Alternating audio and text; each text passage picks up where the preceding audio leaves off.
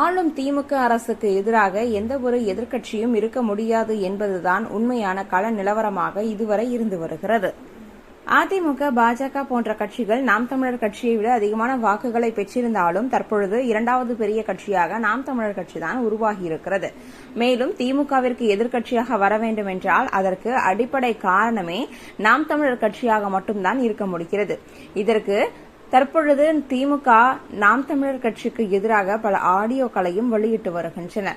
இந்த ஆடியோக்களுக்கு நாம் தமிழர் கட்சியினர் தக்க பதிலடியும் கொடுத்து வருகின்றனர் என்பதை நாம் பார்த்து கொண்டுதான் இருக்கிறோம்.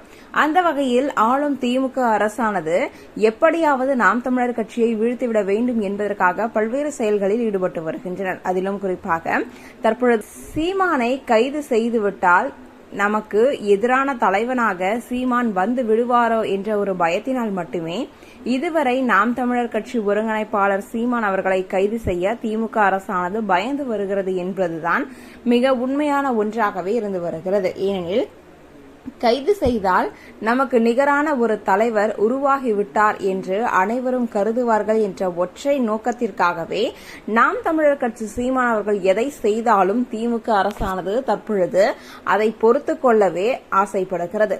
அது மட்டுமல்லாது மீதி ஒருவரையும் விட்டுவிடாது நாம் தமிழர் கட்சியை சேர்ந்த அனைவரையுமே கைது செய்து வருகின்றனர். நாம் தமிழர் கட்சி ஒருங்கிணைப்பாளர் சீமான் அவர்கள் தன்னை கைது செய்யுங்கள் என்றுதான் ஆசைப்படுகிறார் என்றே கூறலாம். ஏனெனில் தற்பொழுது இந்த ஒரு அரசியல் களத்தில்